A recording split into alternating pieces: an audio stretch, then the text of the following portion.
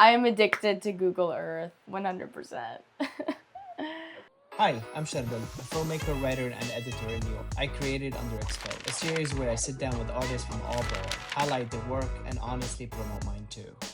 Hi, I'm Muna Alfadel. I use she, her pronouns. I am Syrian, Italian, American.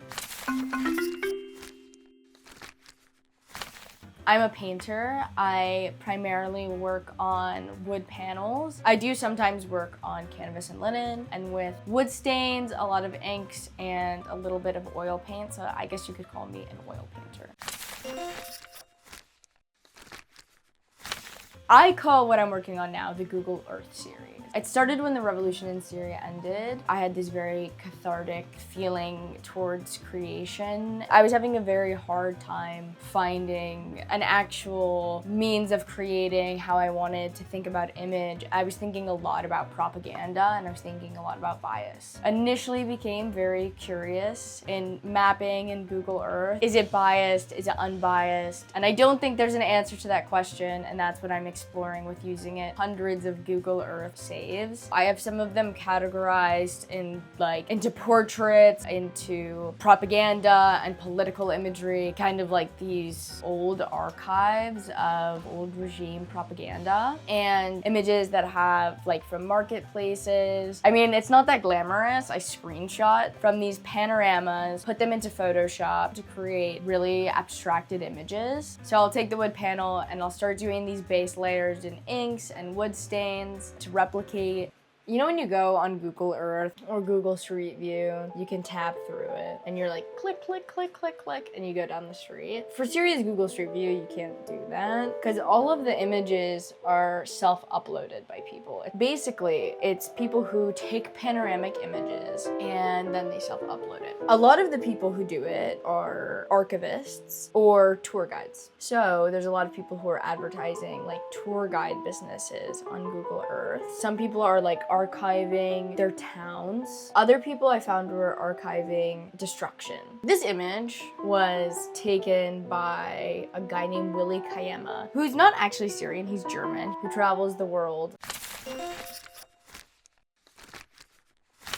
Right now we're in my studio. I'm based in Queens, New York. My studio's a little cramped and tiny, but a lot gets done in here, I swear. Right now you're looking at some finished paintings behind me and some in-progress paintings behind me. I'm actually having an open studios this weekend, Saturday and Sunday from 1 to 6 p.m. So if you would like to come, talk to me, some of the other artists that have studios here, learn a little bit more about my process, how I source some of the Google Street View images. And this is the entrance to the Grand Souk of Damascus. So all the paintings are named after the coordinates. Do I remember the coordinates? No, I don't. This is at Tishreen Park, which is a park right next to where my dad's first apartment was when he was a kid. This was from a political festival almost, camaraderie between the Syrian fight for the Golan Heights and Palestinians. This is taken from inside of the women's section of the Grand Mosque of Damascus. So I finished my undergraduate program from Pratt. I'm not too far into the career yet. Since then, I have done a few shows. I had a show at Barzakh Cafe in Brooklyn. I had a group show at Sotheby's Institute of Art. I had a group show in New Jersey. That was really wonderful. It was a collaborative show with Muslim and Jewish artists. This is a deck of playing cards that I designed with my friend Lena. And then here's one of our Joker cards. Everything is pulled from Google Earth. We tried to pull from every single region of Syria, so no one's left out. And you can buy it from her website, yunoa.com. Queens is a very interesting borough to live in when it comes to being inspired. I feel the most inspired by the people in Queens since I've moved. So I lived in Brooklyn for 4 years. Brooklyn was inspiring, but Brooklyn's also a little distracting. I felt like in Brooklyn I had a lot of FOMO and then pressure, you gotta go to every single thing. Since I moved to Queens, I feel like I don't have FOMO anymore.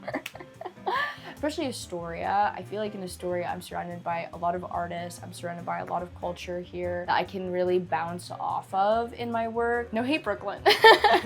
I love Don't Brooklyn. cancel me. Yeah, don't cancel me, Brooklynites, but I do love Brooklyn.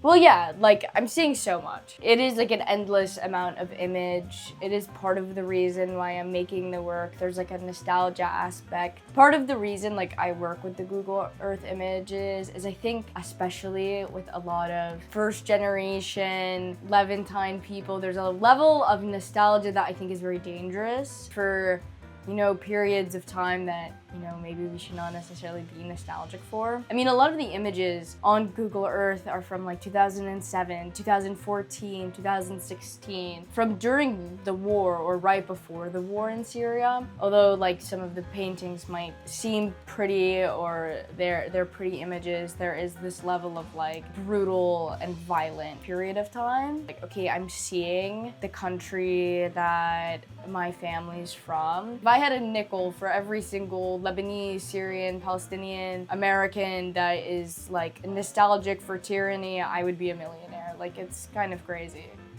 I think we need to talk about it more. I think that's great. I agree with you, by the way. I call them manusha people. You know what manusha is? Yeah. Because That's good. I'm gonna take that. They're like so glamour. Like they think about the glamour of where they were from, but also they really disregard the issues that is not their fault, by the way. Yeah. But is happening in the place. But also our countries are beautiful. Like they deserve to be like praised, even not by us only. You know what I'm saying? Like everyone glamorizes. You know, this is going into a deeper conversation, but like everyone glamorizes Italy or Spain. But like we generally have a very similar way of life that is also could be glamorized, but we are not because our countries are being bombed constantly. I think the conversation needs to happen at the same time though. It's like if we're gonna glamorize home, we have to talk about why it's not being glamorized. And it's like we know why, but like no hate to the diaspora. Oh, I guess there's like one thing I'm kind of scared of with this work. So I grew up going back to the Arab world a lot as a kid. Like a lot of my family lived in the UAE, cousins in Lebanon, but I've never actually been back to Syria. And I am gonna be going for the first time soon. And I'm genuinely so scared about how my work's gonna change. Well, obviously, not I think, there is like a very specific lens in the work that I'm making. I talk about this like in some writing on my website about how there's like an inherently imperialistic lens in the work that I make.